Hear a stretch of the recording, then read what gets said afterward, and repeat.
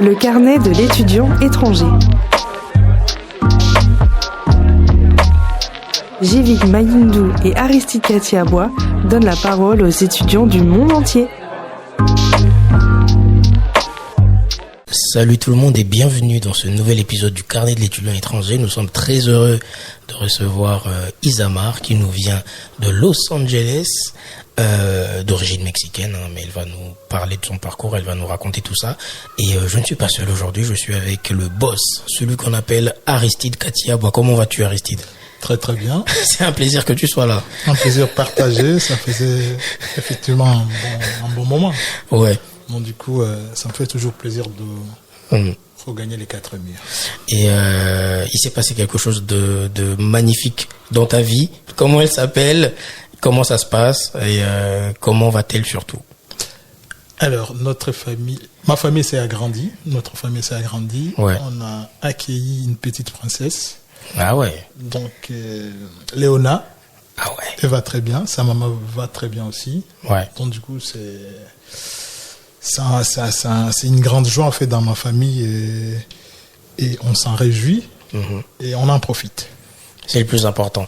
Ben Aristide, tu sais, là on reçoit Isamar.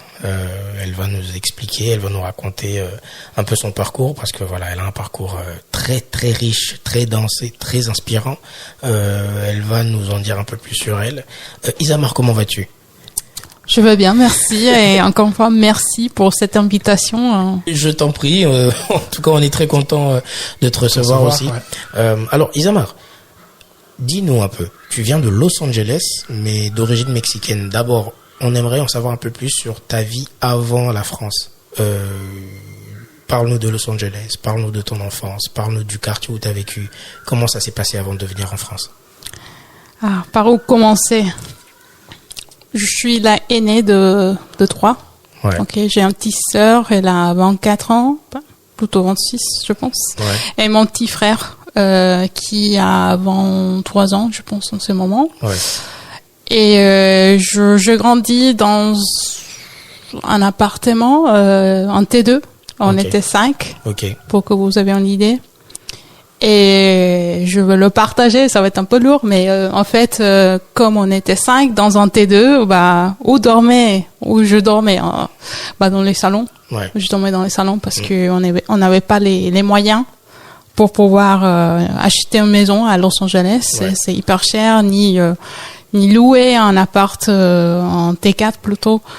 Et donc c'était compliqué. Ouais. On a passé des moments difficiles financièrement parlant, où parfois on n'avait pas assez d'argent pour manger en fait. Ouais. Et en tant que l'aînée de 3, donc je me sentais comme leur deuxième mère de mon petit frère et ma petite sœur, et c'était dur pour moi. Je me sentais comme si je pouvais rien faire. Je pense, c'était 15 ans là quand mes parents ils ont dû faire faillite. Ouais. Mes parents ont dû faire faillite et c'était hyper triste. Et c'était dans quel quartier déjà pour commencer ? Donc pour ceux qui connaissent, ça s'appelle Del Rey, pas loin de Marina Del Rey ni de Culver City. Pour vous donner une meilleure idée, on était à 10 km de Venice Beach. Ok. Voilà. Et t'es né là-bas, à Los Angeles ? Oui, je suis née à l'hôpital de Santa Monica. Ah ouais. Oui. Ok, parce que les parents, eux, venaient du Mexique. Les parents. Oui. Donc, je vais expliquer ça aussi parce que mes parents se sont séparés, ils sont divorcés. Ok. Donc, je suis la seule enfant de ces relations. Et puis, ma mère, elle a trouvé quelqu'un d'autre. Ouais. Du coup, ma soeur, mon frère sont demi-frères-sœurs. Et du coup, mon père, il vient de Guadalajara, Jalisco, Mexico. Il a immigré aux States quand il avait 16 ou 17 ans. Ok. Parce qu'il a souffert aussi, une situation, économiquement parlant, difficile. Ouais. Et ma mère, disons qu'elle est née à Tijuana, mais elle était adoptée. Elle était adoptée quelques mois. parce que encore une fois, financièrement parlant, c'était difficile pour ma grand-mère. Et ma grand-mère avait 16 ans à l'époque, donc voilà, elle pouvait pas. Du coup, ma mère elle a immigré aux States, et elle a grandi aux States, mais des parents mexicains d'origine, qui étaient nés au Mexique. Voilà.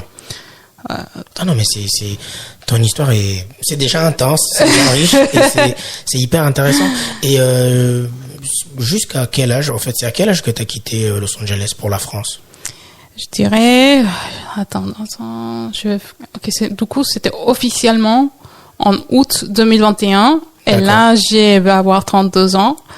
Du coup, si on fait le calcul, là, ça fait il y a 5 ans, je sais pas, 28 ans. Ok, d'accord. Donc, tu as passé toute ta vie, on va dire, aux États-Unis. En tout cas, 28 ans, 27, 28.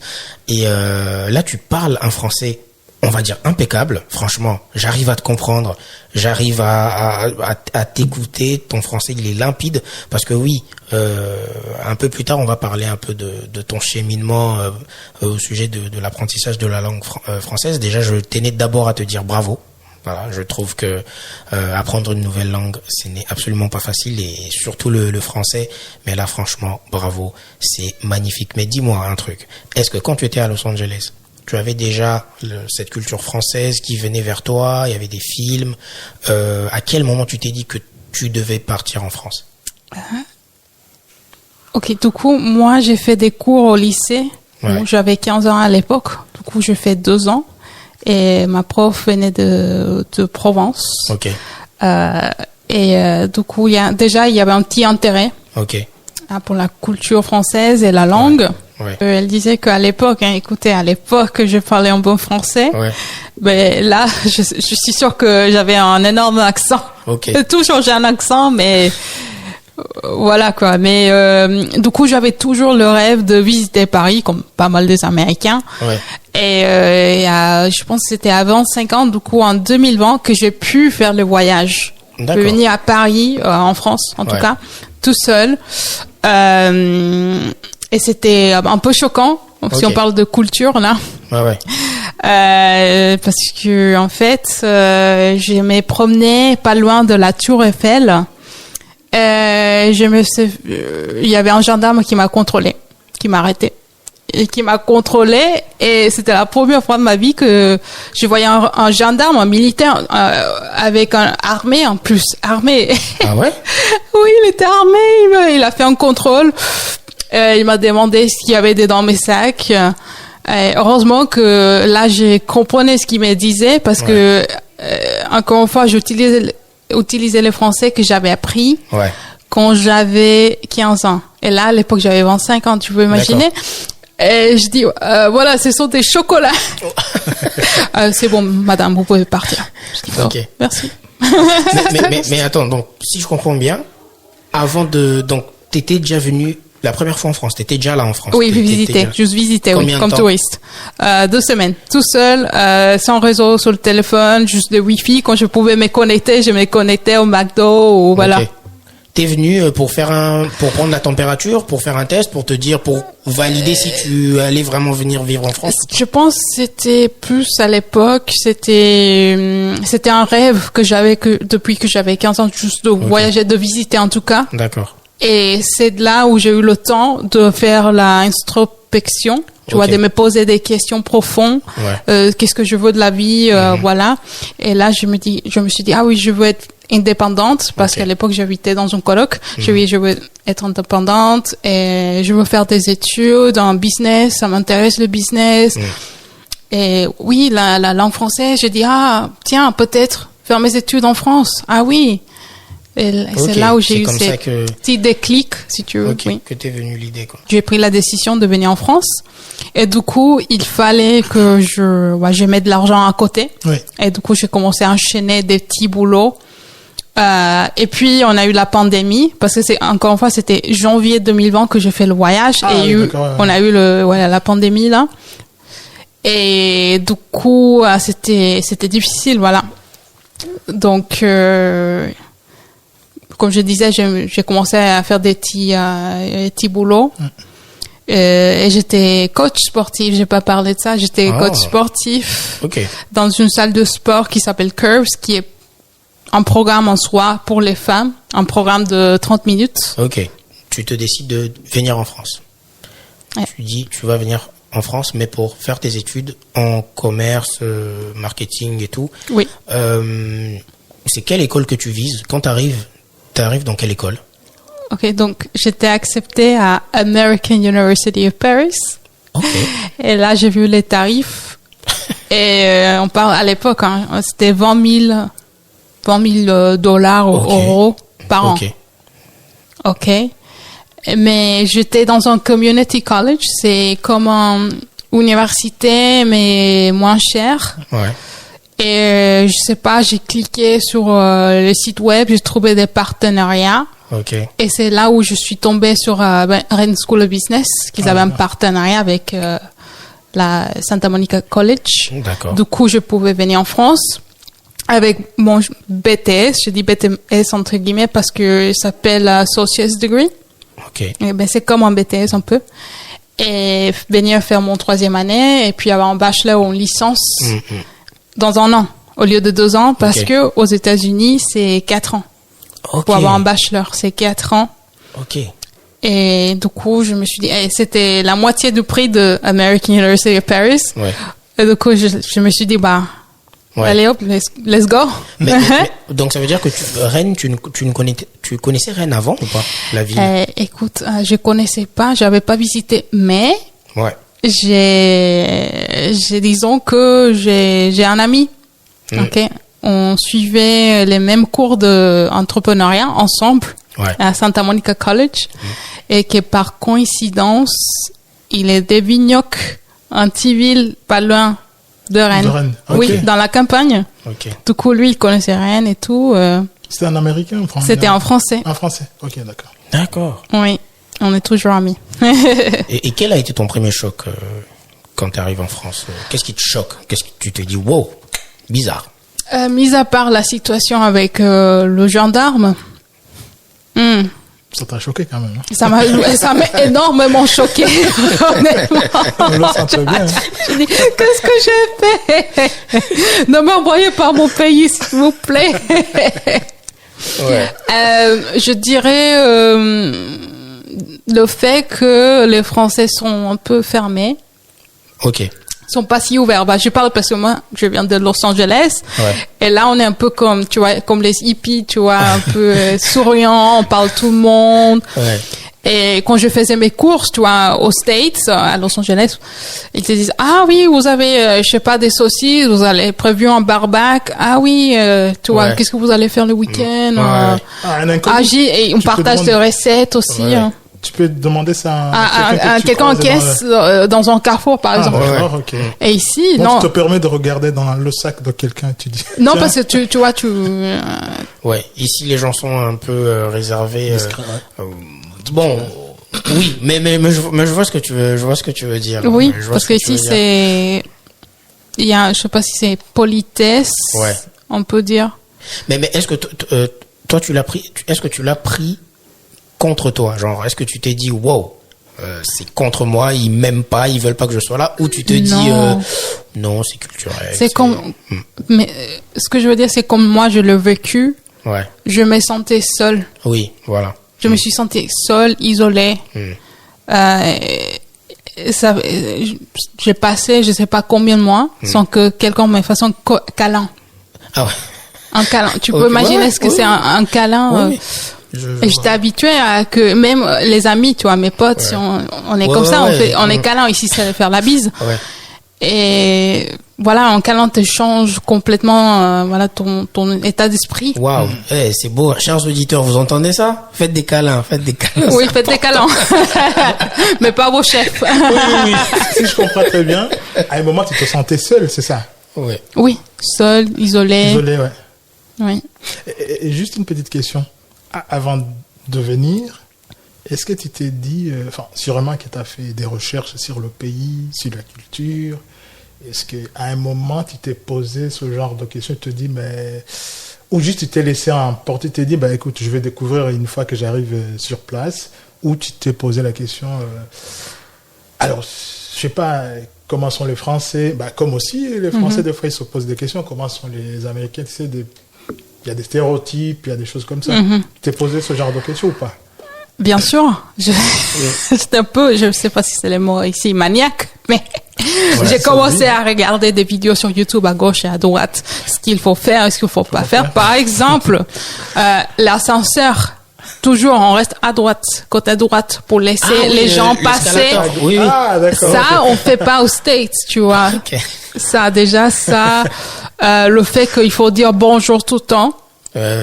Parce que, oui, c'est normal. En anglais, on dit hello. Ouais. Oui, mais quand t'es dans une autre langue, bah, tu oublies parfois les petites choses comme ça. Tu dis bonjour dans la boulangerie, voilà, tu dis bonjour. Tu dis merci. Et aussi les mots, les faux amis. Ouais. Je me suis renseignée sur les faux amis. Il faut pas dire, par exemple, on dit preservatives en anglais. Tu vois, les additifs, tu vois. Ouais. Que tu peux trouver dans, je sais pas, des produits transformés. Ouais. Et si on dit ici préservatif, bah là c'est ça n'a rien à voir. Du coup, je me suis renseignée parce que j'ai déjà parlé un peu français, mais parfois qu'on a un apprentissage, on peut se tromper. Mais là, pour retourner à ta question, c'était plus par rapport à la culture. Si je me suis renseignée, bah c'était déjà le truc des ascenseurs, la politesse, il faut dire bonjour, des choses comme ça. Et à quel moment où après je sais pas, c'est toi qui as fait le premier pas, tu te dis bah écoute, si je reste comme ça, bah je risque de rester enfermé sur moi-même. C'est toi qui es allé vers les autres ou c'est les autres qui sont venus vers toi? Bah écoute, je laissais les gens venir vers moi. Ok. Par exemple à la place La Mairie, si on veut des cours gratuits. Il faut s'asseoir sur un banc, la place Mairie, parce que les dames là ou les messieurs à la retraite, ils s'assoient, ils s'assoient à côté de toi. Et avant de le faire, ils te demandent si c'est ok. Et souvent, ils ont des petits bonbons dans leur sac. Ah oui, il fait beau aujourd'hui, madame. Je dis oui Et là, c'est le début de la conversation. Voilà. Moi, je me suis mis là-bas très souvent. On n'est jamais venu me poser la question. Moi, j'étais souvent là-bas. On n'est jamais venu me voir. Hein. Mais bon, ok. Non. Okay. C'est cool. Mais attends, tout à l'heure, je parlais de ton niveau de français parce que c'est aussi ce que j'ai remarqué en préparant le truc, c'est que ton niveau de français est nickel. Là, aujourd'hui, tu es à la CMI, tu accompagnes même les autres dans la traduction, dans plein de choses. Au fait, quels ont été les efforts que tu as mis en place et surtout, vraiment, à quel moment tu t'es dit, ok, là, je commence à parler français? Bon, bah, suivais des cours à Rennes Business School, mais c'était pas assez, c'était une fois par semaine. Ouais. Et puis, l'année dernière ou l'année d'avant, j'ai demandé à mon entreprise à l'époque de me proposer des cours de français. Et j'ai suivi des cours tous les mercredis, je pense, c'était mercredi et samedi, les samedis, parce que j'ai préparé le DALF. Et quand je me suis dit ah oui, là je peux vivre 100% en français. Ouais. Je dirais c'était il y a 2 ans quand j'ai passé un entretien d'embauche face à un jury de 3 personnes. Ok. Tous des Français. Mais j'imagine que t'as stressé. C'était en français. Disons qu'avant, j'ai eu des autres entretiens d'embauche dans une école de commerce, je ne vais pas citer, à Paris, très connue, dans les top 5. Ok. Et je suis arrivée au 3e entretien avec en français et j'ai paniqué parce qu'en plus les messieurs y avaient oublié d'allumer la lumière et je me sentais comme si j'étais dans un genre d'interrogatoire et j'ai dit désolé, j'ai oublié d'allumer la lumière. Je dis merci parce que je me sentais que j'étais dans un interrogatoire. Et quelles sont vos prétentions salariales? Et là j'ai bug, genre, je trouve pas, mais bon. Ouais. Ah ouais, mais parce qu'aux États-Unis, c'est pas le cas. Écoute, je n'avais pas encore, je me sentais pas encore à l'aise. Ouais. Et en plus, quand t'as l'anxiété, t'es nerveuse, tu veux tellement les postes. Tout ça joue contre toi. Avant de travailler dans l'enseignement supérieur et l'accompagnement international, tu as travaillé dans le fitness, le marketing, la tech, la vente. Est-ce que ces expériences t'ont aidé à mieux comprendre les gens? Je dirais oui, peut-être, parce qu'en fait, tous on fait des gestes, tu vois les langages corporels, c'est en soi universel un peu. Je dirais. Okay. Dans le sens que si quelqu'un est nerveux ou nerveuse, il peut se gratter, tu vois. Okay. Gratter la tête ou voilà.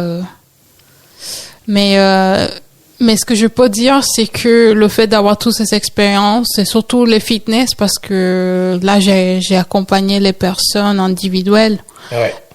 J'ai appris à comprendre les gens dans le sens que j'ai savais poser les bonnes questions. Ok. À Rennes School of Business, c'était facile? L'intégration avec les autres. De toute façon, les cours se donnent en anglais, donc c'était un peu plus simple pour les cours et tout. Mais est-ce que en dehors de l'université, quand tu finissais les cours, quand tu devais rentrer chez toi, ça allait quand même? Tu arrivais à t'en sortir? Ah oui, bien sûr. Okay. J'ai pu, disons, rencontrer ou avoir des amis de partout. Okay. Dans l'Inde, de Chine, en Indonésie, même des Français, de partout. C'était assez facile côté intégration, je dirais. Mais est-ce que tu n'avais pas, comment dirais-je, on a eu ce sentiment de se sentir un peu isolé, et quand tu trouves un qui parle l'anglais, la même langue que toi, qui vient des États-Unis. Tu as tendance de rester avec lui, et à un moment, tu ne sais pas si vraiment tu iras vers les autres, tu diras, écoute, il faudrait que je pratique mon français, il faudra que, en dehors, bien sûr, des heures que tu avais à l'école, est-ce que vraiment tu pouvais te dire, écoutez, par exemple, il y a la bibliothèque, la grande bibliothèque à Rennes, tu te dis, je vais aller toute seule, ou je vais inviter des amis, ou je vais me faire inviter pour aller dans un événement, quoi. Disons que oui, c'est vrai qu'au début, il y avait quelques Américains, mais des Américains comme moi, qui avaient des origines latino, salvadoriennes, mexicaines, donc. Mais aussi, comme je parlais déjà français, il y avait des Français avec qui sont venus vers moi aussi un peu. Ouais, ils sont venus vers moi parce que, disons que j'étais la seule dans la classe parce qu'on a eu un prof un peu difficile. Okay. Je sais pas si je devrais en parler. Américain. C'était notre cours de ressources humaines. Voilà. Et donc, moi, je lui dis, en fait, personne répond à vos questions parce on se sent intimidé par vous et on a tous peur de vous. Et j'ai reçu plein de Teams, même en français. Et merci, Isa. Merci parce que. D'avoir évoqué ça. Oui, parce que après, le monsieur, il a complètement changé son comportement. Ah, donc t'étais un peu la personne... la héroïne, un peu. Ouais, ok. Très, très bien. Ah non, c'est cool. Là, aujourd'hui, tu travailles à la CMI. On va en parler. Est-ce que... D'abord, on est allé rapidement. Ton diplôme, c'est quoi le diplôme que tu as eu au final? C'est quoi le dénommé de ton diplôme? Ok, donc moi j'ai eu un master en négociation internationale et développement commercial. D'accord. Et en réalité, les débouchés, c'est pour faire quoi après? Normalement, c'est pour faire quoi après? Je dirais plutôt travailler comme commercial. Ok. Ouais. Honnêtement. Oui. Donc dans tout domaine, quoi. Ouais. Oui, ou négociateur, négociation. Ouais. Des choses comme ça. Okay. Oui. Pas forcément pour travailler dans les publics. Ok. Et du coup, toi, tu t'es dit que tu aimerais rester en France Donc l'idée de rentrer, de retourner aux États-Unis, tu ne l'as pas du tout, tu ne l'avais pas. Pourquoi tu as décidé de rester d'abord en France après tes études? Je suis venue en France pour avoir une meilleure vie, pour avoir la tranquillité, la paix et l'indépendance. Que tu n'avais pas à Los Angeles? Que je n'avais pas forcément à Los Angeles. D'accord. Et donc, je me suis dit, il faut dans l'absolu que je reste. Et du coup, effectivement, tu as été dans un système éducatif américain, oui. Un système éducatif français aussi. Quelles sont les différences? Ou est-ce qu'il y a des similarités, en fait? Je dirais que... Si tu dois les comparer. Oui. C'est beaucoup plus décontracté aux States. Ok. Ici, je trouve que... Ça peut être très sérieux ici. En termes de pédagogie, de cursus, de contenu, tout est carré. Tout est... voilà, et aussi, je trouve que les profs ici sont décontractés aux States. Et en France, en tout cas, même si je fais la Rennes Business School, on a des profs de partout le monde, mais je trouve que en termes de leurs attentes, ils étaient beaucoup plus hauts que celles de States. Ah ouais, ok. Bah sinon, c'est... Parce que j'ai pas eu les meilleures notes. Ok. J'avoue. Ok. Non, c'est très bien. C'est essentiel. Non, je dis c'est une bonne pub pour les établissements français. C'est cool qu'il y ait cette réputation là. Mais aussi, moi, je voulais juste revenir quand tu parles de tranquillité. Que si tu as décidé de rester en France et pas retourner à Los Angeles parce qu'il y a une certaine tranquillité ici, moi dans mon imagination, je me dis, je peux me tromper, mais je me dis, mais Los Angeles, il y a peut-être beaucoup plus d'opportunités. C'est les États-Unis, le pays est grand. Si à Los Angeles ça ne marche pas, on va à New York, on va à Washington. Voilà. Tu vois, c'est ça. Et là, quand tu me dis que c'est peut-être pas le cas pour toi, et tu vois, moi je voulais vraiment savoir, c'est vraiment à quel niveau? C'est au niveau de la politique sociale, c'est au niveau de l'accès au travail. Au fait, c'est à quel niveau que tu te sens plus en sécurité en France, à Rennes, qu'à Los Angeles? C'est vraiment à quel niveau? Et surtout, il faut mentionner, c'est la sécurité financière. Ouais, physique. Ouais, c'est... Oui, ok. Ouais. Je vais élaborer un peu. Ouais. D'abord, il y a le chaos de voitures et tout ça. C'est ça, mais c'est pas la raison primordiale pour laquelle j'ai décidé de venir en recherche de la paix, tranquillité, sécurité. Quand je dis sécurité, disons que c'était pas l'aspect que je me sentais pas en sécurité, mais je vais pas rentrer trop dans le détail. Okay. Mais disons que à la maison, avant que je partais en coloc, c'était pas, disons que il y avait un peu de violence à la maison, je veux dire, violence. Okay. Et je voulais m'échapper en soi de ça. D'accord. Et de me reconstruire, et construire une nouvelle vie. Loin de... Et de donner l'exemple à ma sœur, mon frère, même si tous on a vécu une situation difficile, et c'est toujours le cas aujourd'hui, malheureusement. Quand je parle de... Je vais peut-être mentionner un peu brièvement, mais disons que mon beau-père...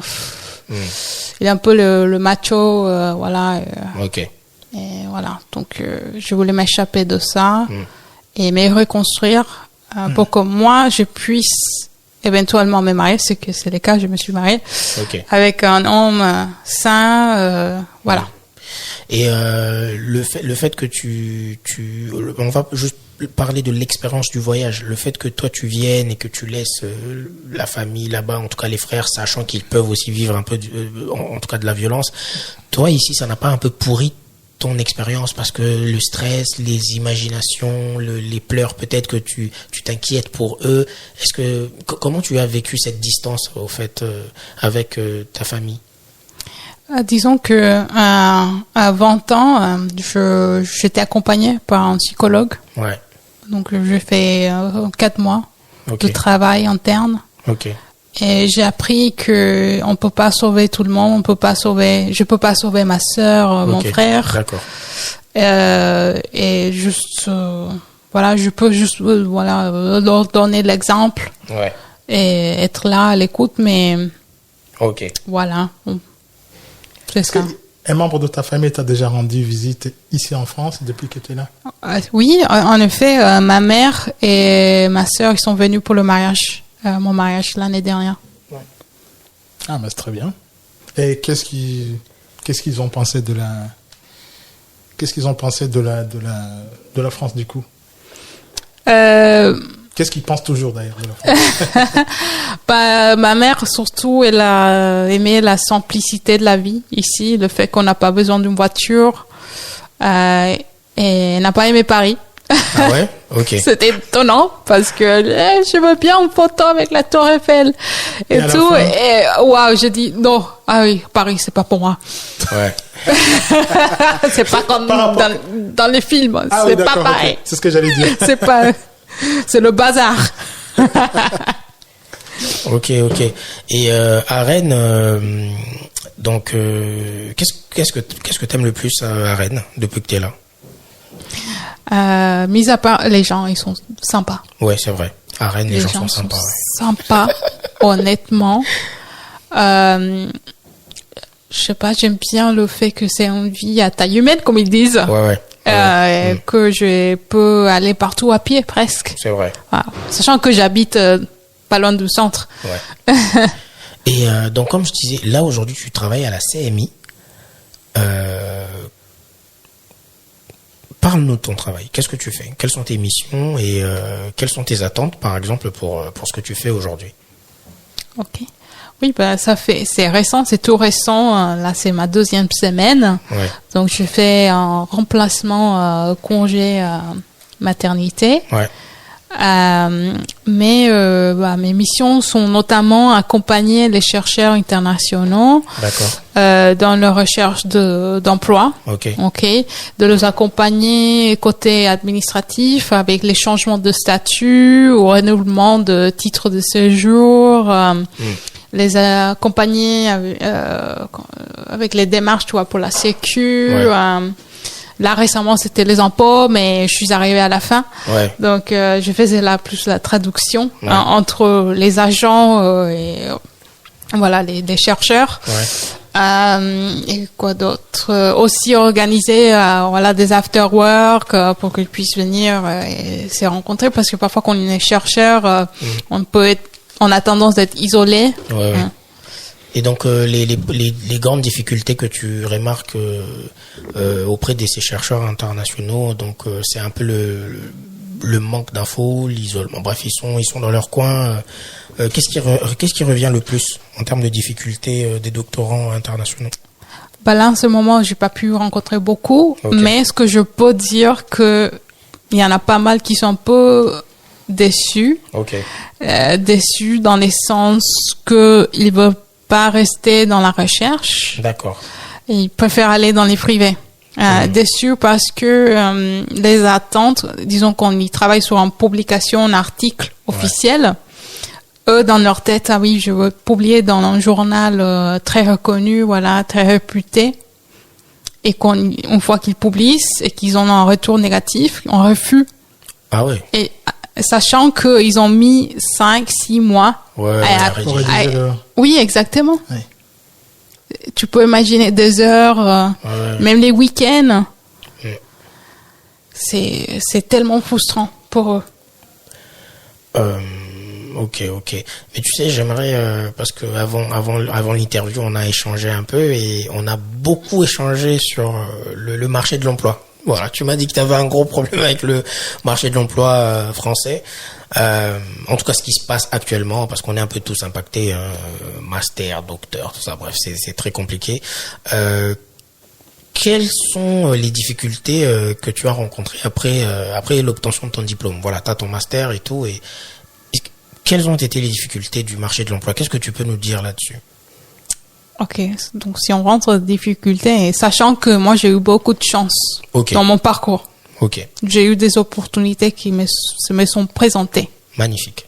Littéralement des gens qui m'ont donné un boulot, comme ça. Ah ouais, ok. Je cherche un anglophone natif. Voilà. Ouais. Est-ce que ça t'intéresse de venir travailler chez nous? Quand j'étais en master, hein. Ouais. C'est là que j'ai pu faire un petit boulot dans les secteurs pharmaceutiques, marketing. Ouais. À Rennes. À Rennes. Et après mon stage, j'étais engagée. Ouais. Je veux dire la boîte, Klaxoon. J'étais engagée à Klaxoon après mon stage. D'accord. Mais une fois que, disons que j'étais pas passionnée par ce que je faisais. Moi, j'étais jamais en fait passionnée par ce que je faisais. Honnêtement, j'avais accepté le travail en CDI parce que c'était en CDI et en tant qu'étudiant étranger, c'est difficile de trouver une boîte qui est prête à faire là éventuellement, parce que là j'avais la carte recherche d'emploi, création d'entreprise. D'éventuellement trouver une boîte qui fasse la demande d'autorisation de travail. Donc j'ai eu beaucoup de chance, sachant que les RH ils paniquent, ils disent ah oui il y a trop de papiers, ça prend beaucoup de temps, je sais pas comment faire, etc. Mais disons que la difficulté que j'ai eue, c'était après que j'ai décidé de démissionner. J'ai démissionné parce que c'est quelque chose qu'on fait pas en France, mais moi, je suis américaine, c'est complètement normal de démissionner. C'est normal. Genre, le lendemain, tu vas à fond et tu trouves ton boulot.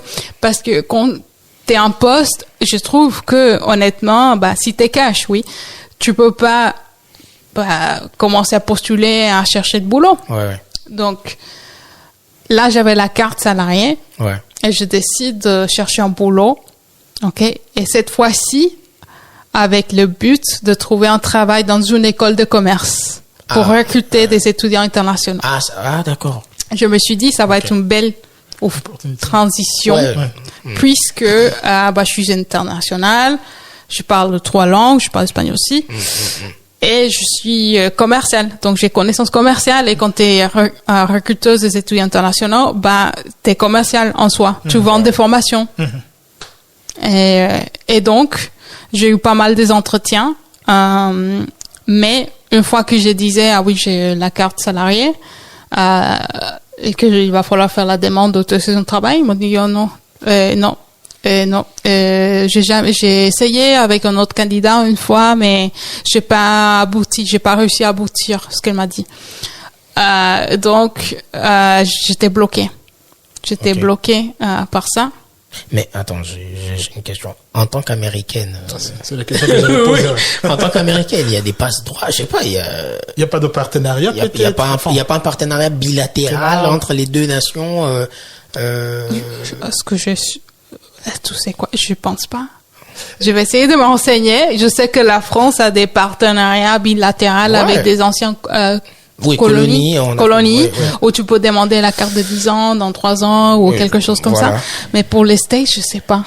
Effectivement. Juste en venant en France, des États-Unis, est-ce que tu as demandé un visa? Oui. J'ai eu un visa dans mon passeport. D'accord. Dans combien de temps? Dans 1 an, à peu près. Et pour études? Pour études. D'accord. Et puis, tu dois renouveler. Et là, tu auras un carte de titre de séjour d'étudiant. Et si c'est pour visiter juste tout simplement un visa touristique? Nous, on n'en a pas besoin tant qu'on reste 3 mois. Max. Ok. Je pense que pour le tourisme, il n'y a pas besoin. Non, tu peux rester 3 mois. Oui. Pour être précis, 90 jours. Et sinon, le reste, vous êtes régi comme tout le monde. Comme tout le monde. Oui. Ah oui. Ok. Oui. Bon, je me sens moins seul, c'est cool. C'est la question que j'ai gardée sur moi. Je me dis, il faudra que je trouve le temps pour lui poser cette question. Ouais, je me disais, non, je me disais que, un certain privilège. C'est vrai. Non, on est comme toutes les autres nationalités, en grande partie, pas tous, mais en grande partie, on peut dire, majorité. Ah ouais, ça me rassure, parce qu'on a un Américain là aussi, maintenant. Ok, cool. Ah non, ça me rassure. Et, d'accord. Et donc, est-ce que le fait de bosser à la CMI, est-ce que c'est parce que ça s'est présenté, mais c'est vraiment un choix? C'est vraiment quelque chose que tu voulais, travailler à la CMI? Je voulais pas que travailler, oui, à la CMI, parce qu'en fait, j'avais déjà postulé pour travailler pas à la CMI, mais dans une autre direction au-dessus de la CMI, dans les mêmes bâtiments. Et c'était là où j'ai parlé tout à l'heure de l'entretien que j'ai eu face en jury. OK? Et quand j'ai dit que j'avais la carte, je sais pas, recherche d'emploi, et comme c'est le secteur public, tout le monde sait, c'est pas un secret. Quand on parle salaire, les salaires sont plus bas que le salaire dans le privé, surtout quand t'es commercial, Et du coup, c'était bien passé l'entretien, mais une fois que j'ai dit que j'avais telle carte et ils avaient besoin de quelqu'un qui commence dans un mois ou moins d'un mois, ils ont dit laisse tomber. J'ai vécu la même chose. Tu connais ce que j'ai vécu à Paris. J'en ai même fait une vidéo. Hein. La vidéo, je l'ai mis sur YouTube. Je crois que c'est ma vidéo la plus vue. Je crois que c'est 15 000 vues. Moi, je pensais être la seule personne. Donc, je raconte l'histoire que je trouve un travail à Paris. Je vais passer l'entretien. Ça se passe très, très bien. 3 entretiens. Premier, ça se passe bien. Deuxième, ça se passe bien. Le troisième, je devais être sur place avec le boss final, hein, on va dire. C'était à la Défense. Moi, je rêve déjà. Je me dis, wow, je finis mes études. Là, j'ai un taf à la Défense. Mais j'étais dans un nuage. Je me dis, mais tout roule, quoi. Et j'arrive. J'oublierai jamais la question. Donc, le recruteur, en tout cas, le boss, là, il me pose la question de savoir, quel a été votre, en fait, un événement où vous avez été obligé de vous dépasser, un truc comme ça. Et du coup, moi, je lui raconte mon passage en Tunisie. Je lui dis, j'ai vécu en Tunisie pendant 4 ans. Déjà, c'était trop. Il fallait pas. Non, du coup, je lui dis ça. Je dis, ouais, j'ai vécu pendant 4 ans. C'était dur, mais je me suis relevé. Au début, j'arrivais pas. Je suis arrivé en France, c'était compliqué. Mais voilà, pardon. Je suis arrivé. Au début, c'était compliqué. Et après, j'ai obtenu ma licence. Et c'est ce qui m'a amené en France et tout et tout. Et c'est là, il me regarde, il me dit, mais attends, vous n'êtes pas français? Je dis, non, parce qu'en fait, il comprend que j'ai une carte de séjour. Et tout d'un coup, il me pose la question si ma carte expire quand. Sauf que moi, à ce moment-là, ma carte expirait dans 2 semaines, quelque chose comme ça. Sauf que moi, je comptais sur ça pour renouveler mon titre. C'est logique. C'est-à-dire, vous m'engagez, et grâce à ça, moi, je renouvelle mon titre. Et le mec, il me dit non, il avait pas cette info-là. Lui, il veut quelqu'un qui commence là, maintenant, nanana. C'est comme ça que je suis entré en dépression. J'ai perdu mon titre. J'étais sans papier pendant 6 mois. En fait, c'est ça. Donc, c'est réel. Et moi, à l'époque, quand je racontais ça, on me prenait pour un fou. On me disait, mais Chévic, tu penses vraiment qu'un patron peut te dire ça? Oui, bien sûr, on m'a dit. Et quand j'ai fait la vidéo sur YouTube, il y a les commentaires. Je me suis dit, ah ouais, je suis pas seul. Donc oui, il y a des recruteurs, il y a des entreprises qui, dès qu'ils trouvent que voilà, ils ont la flemme, quoi. Mais d'un côté, c'est peut-être cynique pour moi de dire ça, mais d'un côté, j'essaye de les comprendre aussi, parce que, en toute honnêteté, moi, je suis français, j'ai envie que quelqu'un commence rapidement, quoi. C'est à l'administration française de ne pas promettre d'alléger. Parce qu'aujourd'hui, tu veux engager un talent international, tu dois payer des taxes, tu dois prendre autorisation de travail. En fait, c'est à eux d'alléger le truc, parce qu'en toute honnêteté, moi, je suis français, je veux embaucher quelqu'un qui doit commencer rapidement. Ouais, bien sûr que si je vois un CV où je dois encore faire des demandes demandes d'autorisation de travail, tout ça, j'ai la flemme, quoi. Parce que moi, je cherche quelqu'un qui commence demain. Donc, c'est à l'administration française c'est pas en quelque sorte ça, tu vois. C'est pas en quelque sorte le protectionnisme, peut-être. J'en sais rien, mais protectionnisme, mais ouais, c'est bizarre. En effet, mais si tu aurais eu un master, tu aurais pu demander la carte de recherche d'emploi, création d'entreprise. Et ça, c'est mon erreur. Et commencer direct. Ça, j'avoue, par contre, ça, c'est mon erreur. C'est l'erreur que, en tout cas, d'ailleurs, c'est le conseil. D'ailleurs, je pense que même tout part de là, comme si j'ai lancé Odari, tout ça, c'était pour dire aux gens, faites pas mon erreur, parce que oui, c'est vrai que si j'avais fait la demande de l'APS ou RECE, je ne serais pas dans cette merde-là. Mais au fait, le truc, c'est que moi, j'étais convaincu que je trouverais un travail. C'est-à-dire, en fait, moi, j'étais convaincu. Donc, quand je faisais mes trucs, je me suis dit, mon titre, c'est j'aurais expiré, mais le travail, je l'aurais. Donc, j'avais pas besoin de... Sauf que du coup... Oui, du coup, quand il me... Sauf que du coup, quand il me prend pas, c'est là que je me dis, oula, il me faut le RECE. Sauf que quand je vais prendre le RECE, on me dit que c'est trop tard. Qu'il fallait que je puisse l'avoir 1 mois avant l'expiration. C'est bon. Du coup, je me retrouve sans papier. C'est ce qui s'est passé. Ah ouais, je me suis retrouvé sans papier pendant 6 mois. C'était, waouh, mon Dieu, c'était... Oui, tu sais, parlant de ça, j'ai une copine, parce qu'il y a eu un décret, en juin l'année dernière. Ouais. Où ça éclaircit le point sur quand on peut demander le RSE. Ouais. Et c'est 12 mois max après l'obtention de ton diplôme. Ah, 12 mois après. Ah, j'ai encore... Max. C'est vrai. Ah oui, donc c'est dans l'intervalle du coup de 12 mois que tu peux... Oui, max. Tu as obtenu ton master telle date, juin 2025. Tu n'as que juin cette année. Non, là, il y a un problème. Là, il y a un problème parce que le RECE ou l'APS, c'est 6 mois renouvelables une fois. En tout cas, ça dépend des pays. Par exemple, pour le Congo, c'est 6 mois renouvelables une fois. Donc, tu peux pas attendre... en gros, tu es obligé de faire la demande dès que tu as ton diplôme. Parce que si tu le fais pas et que tu attends, déjà, il faut le faire. Sinon, si tu le fais pas, tu n'as pas de papier. Alors, ça c'est un point. Ça, c'est un aspect. Ouais. Je connais une amie à moi qui a fini son master.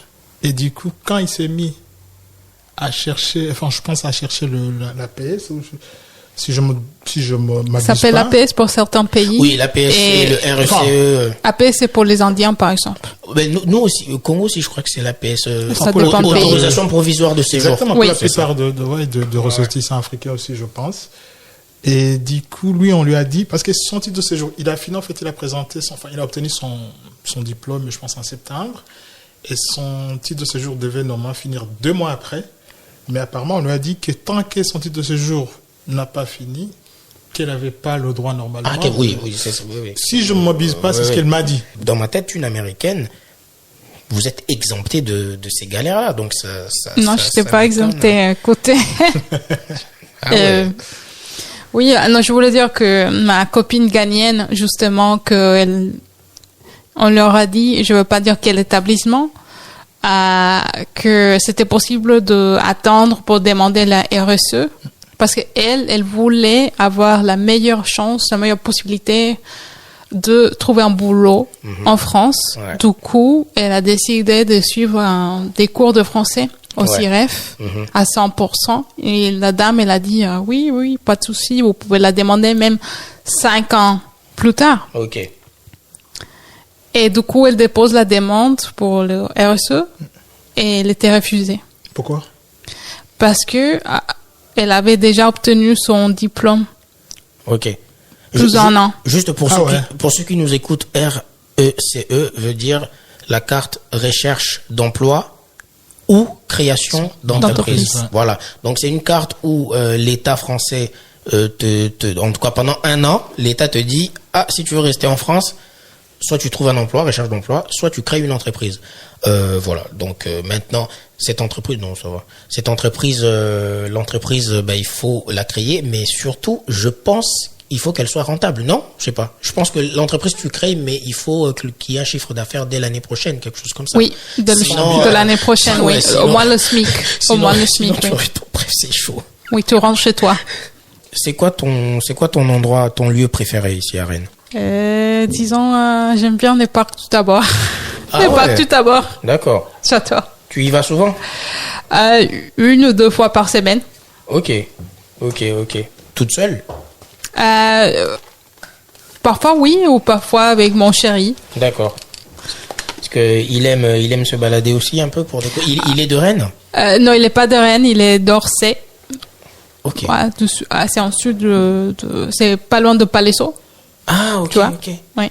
Tu viens de Los Angeles, mais t'es d'origine en tout cas mexicaine. Donc j'imagine qu'à Rennes, est-ce qu'il y a une forte communauté mexicaine ici? En tout cas, communauté latino. Il y a une forte communauté des latinos à Rennes ou pas? Oui. Ah ouais? En effet, il y a pas mal de latinos de partout, des Argentins, de Colombie, Mexique, etc. Ah ouais. Et vous vous croisez souvent? Il y a des soirées, il y a des... disons que chaque an, il y en a, je sais pas, 5, 6 soirées. Ah ouais? Oui. Ok. En tout cas, s'il y en a, n'hésite pas à nous inviter. Vous pouvez trouver des groupes sur Facebook, bien sûr. Il y a tous les infos là. Ok. Et si tu devais nous conseiller un plat mexicain, ou de Los Angeles, je sais pas, mais en tout cas mexicain, là, tu nous conseilles un plat et un restaurant, une adresse ici à Rennes. Ce serait quoi? Les tacos. Les tacos de Al Pastor, ou du porc, voilà. Ok. El Habanero, rue Saint-Georges. Rue Saint-Georges. Oui. Elle est mexicaine. El Habanero. Oui. Ok. Et tu sais quoi? Oui. Ma mère, elle approuve. Elle a testé. Elle a testé le resto, elle a dit à la dame, c'était des bons tacos. Waouh, on ira, je crois, on va essayer. On va essayer d'organiser un moment de détente là-bas. Et d'ailleurs, il y a avec nous Linda. Bon, Aristide. Linda, ça va? Enchantée, bonjour à tous. Première fois sur le plateau, du coup. Tu connaissais un peu que la culture, connais-tu un peu la culture mexicaine? As-tu quelques idées, qu'est-ce que tu connais du Mexique? Là, quand on te dit Mexique, tu penses à quoi? Je connais vraiment rien du tout. J'avoue que mes connaissances sont limitées. Si on peut parler plutôt, je sais que je connais un peu plus l'Argentine. Ah, ok. Oui, on aime bien les bruits. Ah, ok. Oui, faire du bruit et... Ouais. Mais en plus, là, Rennes, tu vis à Sainte-Anne. Est-ce que ce bruit de Sainte-Anne, là, en fait, comment tu le vis? Tu kiffes? T'aimes bien là où tu vis actuellement? Pour être honnête, là, ça commence à changer. Ouais. Je vais avoir 32 ans et j'avoue que je préfère... le calme. Le calme. C'est vrai. Ouais. Donc là, j'essaie de trouver un autre appart. Ouais. Mais... on a les 2 lignes de métro. C'est vrai, c'est pratique. On a tous les bars, on a pas mal de restos. C'est vrai, c'est dur. C'est vrai que c'est pratique du côté d'être à Sainte-Anne, quoi. Vraiment, il y a les 2 lignes et c'est vraiment pratique. Et qu'est-ce que le Mexique t'a donné? En tout cas, qu'est-ce que la culture mexicaine t'a donné que la France ne pourra jamais te reprendre? Que la France ne pourra pas, comment? Te voler, te prendre. C'est très technique. Que je suis accueillante, chaleureuse. Ok. Que j'adore les gens. Tu penses que tu tiens ça de la culture mexicaine? Yes. Ça? Ok. Oui. Que j'aime bien faire des blagues. Ok. Non, c'est cool. Et qu'est-ce qu'on peut te souhaiter pour les prochains mois? Est-ce que un travail, parce que là, la CMI, tu vas finir, et qu'est-ce qui va se passer après? Mon but à long terme. Ouais. C'est de travailler dans la fonction publique, ce qui est déjà le cas aujourd'hui. Ok. J'aimerais éventuellement faire ma demande de la nationalité française. Ok. Et pourquoi pas préparer un concours à la fonction publique. Ouais. Parce que c'est très sélectif, c'est très dur pour accéder, en tout cas pour réussir à ces genres de concours. Tu t'es renseigné, c'est très dur, c'est très sélectif. Je vais tenter au moins. Ok. Au pire, je peux toujours être contractuel de la fonction publique. D'accord. Parce que pourquoi la fonction publique? Parce que là, tout à l'heure, tu as dit que tu n'aimerais pas bosser dans le privé. Pourquoi la fonction publique? Je trouve que mon métier a du sens. Pour moi, c'est très important de faire quelque chose qui apporte, qui a de vrais impacts sur la société. D'accord. Et voilà, c'est pour ça. Oui, et avec la fonction publique, c'est vrai que voilà, tu auras cet impact-là, tu feras des choses qui impactent directement la population, et c'est ce que tu aimerais. Moi, j'ai une question pour toi. Qu'est-ce que tu dirais à la Isamar d'il y a 5 ans, en tout cas celle qui vient d'arriver en France? Qu'est-ce que tu lui dirais? Surtout d'avoir plus de confiance en elle-même. C'est vrai que c'est toujours le cas un peu. Que je trouve que ce que je fais, c'est pas assez. D'accord. Et aussi qu'elles soient un peu plus relaxes, décontractées.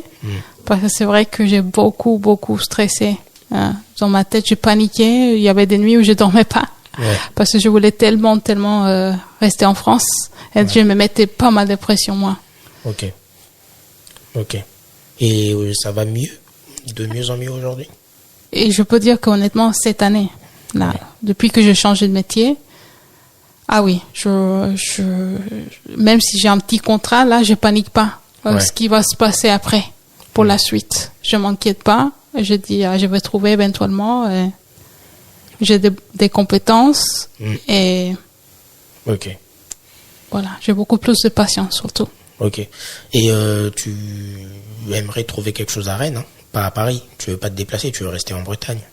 Ah oui, c'est ça le projet, en fait, avec mon mari de rester à Rennes, mais pas retourner à Paris. J'étais à Paris brièvement, et rien à voir avec Rennes, même en côté boîte, côté management, côté pression, stress, rien à voir avec Rennes. C'est vrai, non? Même si c'était le privé, j'avais déjà fait privé à Rennes et privé à Paris et rien à voir. Ouais. Est-ce que tu te sentirais capable aujourd'hui de retourner à Los Angeles et de revivre ou pas du tout? Pas du tout. Ok. Pas du tout, honnêtement. Ok. Pour plein de raisons.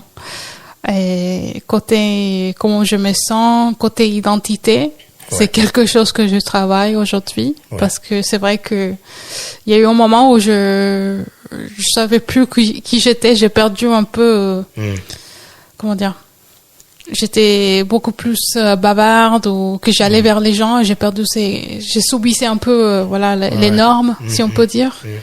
Et là en ces moments je me permets de dire, je m'en fous. Si j'ai envie de faire une blague, monsieur, à la vendeuse, à la boulangerie, je le fais. Okay. Et s'il rit, tant mieux. Et s'il rit pas à ma blague, tant pis. Ok. Là, j'assume qui je suis, en fait. Ouais. Parce qu'il t'est arrivé, des fois, de te sentir vraiment étrangère, de vraiment le ressentir, que tu n'étais peut-être pas trop à ta place. Tu l'as senti 2 fois ou pas, en France?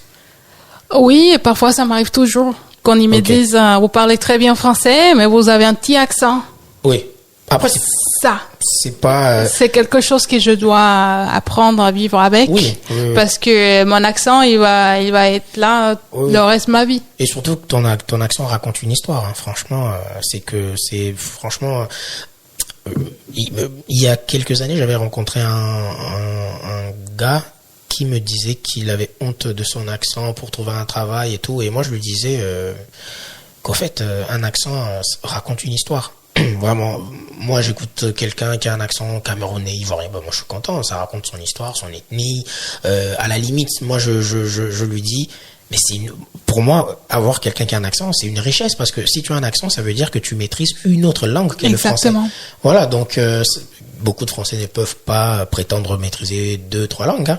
Donc moi, si j'ai un accent, ça veut dire qu'il y a d'autres langues que je maîtrise, plus le français. Donc il y a toujours ce côté plutôt positif avec l'accent. Et non, franchement, ton français, il est impeccable. Encore une fois, bravo pour les efforts que tu as fait pour maîtriser la langue. Et aujourd'hui, c'est toi qui accompagnes des doctorants dans leur recherche en France. Non, franchement, nous ne pouvons que applaudir. Vraiment, Isamar, écoute, un dernier mot. Si tu as un dernier message, un dernier mot, tu as déjà passé le message à la Isamar d'il y a 5 ans. Et voilà, un dernier mot, un conseil que tu donnerais à une Mexicaine, à une Américaine qui vient en France. Quel serait le conseil que tu lui donnerais? Et puis on va s'arrêter là, quoi. De n'avoir peur comment dire, de réaliser ses rêves ou tes rêves. N'ayez pas peur. Et honnêtement, c'est américaine, mais tout est possible. Si on a un plan derrière, une stratégie, si on travaille dur.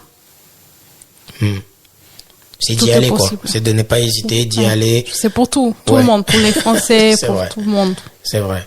En tout cas, merci beaucoup Isamar, c'était un réel plaisir de t'avoir dans ce numéro du carnet de l'étudiant étranger. Ça fait un moment, on avait discuté, j'avais hâte de te recevoir pour en savoir un peu plus sur toi, sur ton parcours. Un grand merci à l'Edulab Pasteur, un grand merci à la Maison internationale de Rennes, un grand merci à Radio Laser, à Simon Leclerc et à Laurent Montauvert. Merci beaucoup à vous, merci beaucoup pour la diffusion. Un grand merci à Aristide qui venait d'être là aussi. Voilà, en tout cas, toute l'équipe Odari, toute l'équipe dit merci et on se dit au prochain épisode. Au revoir.